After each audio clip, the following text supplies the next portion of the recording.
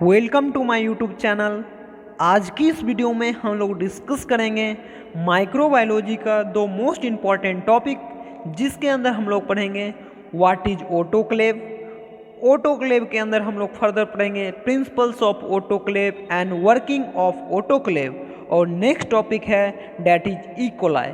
तो चलिए हम लोग इस वीडियो को स्टार्ट करते हैं और पढ़ते हैं about autoclave. Autoclave. The principles of autoclave is that water boils when its vapor pressure is equal to that of the surrounding atmosphere. Hence, when pressure inside a closed vessel increases, the temperature at which water boils also increases. Saturated stream has high penetrating power and therefore it can kill all kind of micro organism including there spores. Means autoclave जो होता है इसके अंदर water जो होता है वो high temperature पे बॉयल होता है, और हाई टेम्परेचर पे बॉयल होने के कारण वेपर का जो पेनेट्रेटिंग पावर होता है वो बढ़ जाता है, और वो प्रेजेंस जितना भी माइक्रो ऑर्गेनिज्म प्रेजेंस होता है कोई भी आर्टिकल के ऊपर उसको वो डिस्ट्रॉय कर देता है, यहाँ तक कि उसके स्पोर को भी डिस्ट्रॉय कर देता है। सो ऑटोक्लेव को हम लोग यूज करते हैं for disinfection of most of the articles use in the hospital. Next हम लोग पढ़ते हैं working of autoclave. Means autoclave कैसे वर्क करता है।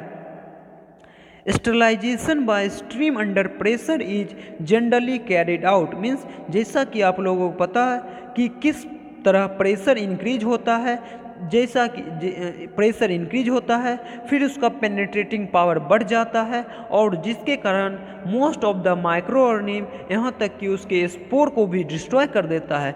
तो चलिए हम लोग पढ़ते हैं किस प्रेशर पे कितने टाइम तक और कितने टेम्परेचर पे हम लोग कोई भी आर्टिकल को ऑटोक्लेव के अंदर डालेंगे ताकि वो कम्प्लीटली डिसइंफेक्टेंट हो जाए। सबसे पहले यहाँ जो प्रेशर होगा डैट इज 15 LB, टेम्परेचर होगा डैट इज 121 डिग्री सेल्सियस, और टाइम होगा 15 to 20 मिनट। मीन्स जब कोई आर्टिकल को हम लोग ऑटोक्लेव के अंदर डालेंगे हमें इन तीन चीज़ को नोटिस करना पड़ेगा। सबसे पहला प्रेशर, दूसरा है टेम्परेचर, और तीसरा है टाइम। प्रेशर जो होगा वो 15 LB होना चाहिए, टाइम जो होगा वो 15 to 20 मिनट होना चाहिए, और टेम्परेचर जो होगा वो 121 डिग्री सेल्सियस होना चाहिए। नेक्स्ट यहाँ पे एक पॉइंट लिखा गया है that is sterilization by stream under pressure is carried out at temperature between 108 degree to 147 degree. Means ये जो टेम्परेचर है इसको हम वेरी भी कर सकते हैं, लेकिन उसको हम 108 से कम नहीं कर सकते हैं और 147 से ज़्यादा भी नहीं कर सकते हैं। तो हमें ध्यान देना होगा जब भी हम कोई आर्टिकल को ऑटोक्लेव के अंदर डालेंगे तो उसका जो टेम्परेचर होगा that is in between 108 to 147 degree. Next ये जो आपको डायग्राम आपके स्क्रीन पे दिख रहा है, this is the brief diagram of autoclave, जिसके अंदर ये जो आपको सबसे ऊपर में दिख रहा है डैट इज स्ट्रीम। मीन्स जब हम हीट करते हैं तो वाटर जो होता है वो स्ट्रीम में चेंज हो जाता है, हम बीच में आर्टिकल रखते हैं, और ये नीचे जो आपको दिख रहा है डैट इज वाटर, और सबसे नीचे हम उसको हीट प्रोवाइड करते हैं, और आर्टिकल जिसमें रखते हैं उसको हम कहते हैं perforated tray. Means perforated tray में हम आर्टिकल रखते हैं, और परफोरेटेड ट्रे के नीचे वाटर होता है जो कि बॉयल होके उसका टेम्परेचर बढ़ जाता है, और हाई प्रेशर होने के कारण उसका पेनेट्रेटिंग पावर बढ़ जाता है, और वो जितना भी माइक्रो ऑर्गेनिज्म या फिर उसका स्पोर जो होता है उसको किल कर देता है। नेक्स्ट हम लोग पढ़ते हैं about E coli. Next, that is E. coli. E. coli is a bacteria that normally lives in intestine of both healthy people and animals. E. coli जो होता है वो हमारे इंटेस्टाइन में प्रेजेंट होता है। In most cases bacteria is harmful. ज़्यादातर जो बैक्टीरिया होता है वो हमारे लिए हार्मफुल होता है, लेकिन ई कोलाई जो होता है वो हमारे लिए हेल्पफुल होता है।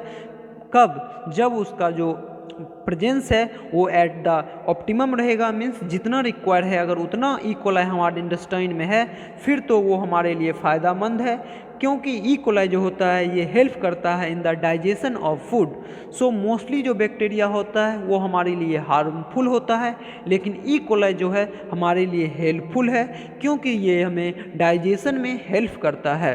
नेक्स्ट हम लोग पढ़ते हैं, अगर ई कोलाई का जो है उसका जो डिजीज कौन कौन से ई कोलाई काउज कर सकता है। अगर ई कोलाई जो है उसका कंडीशन वेरी हो जाए, मीन्स ई कोलाई का नंबर जो है हमारे इंटेस्टाइन में बढ़ जाए, तो वो डिफरेंट डिजीज भी काउज कर सकता है।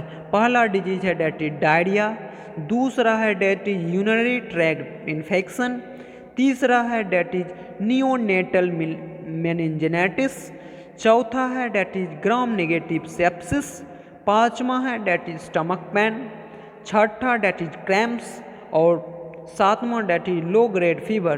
तो ये सब डिजीज भी ई कोलाई के द्वारा काउज किया जाता है, लेकिन मोस्टली जो है ई कोलाई हमें डाइजेशन में हेल्प करता है और ये हमारे इंटेस्टाइन में प्रेजेंट रहता है। तो आज की इस वीडियो में हम लोगों ने पढ़ा what is E coli and most important topic को मैंने डिस्कस किया, that is what is autoclave, principles of autoclave and working of autoclave. Thank you, मिलते हैं नेक्स्ट वीडियो में।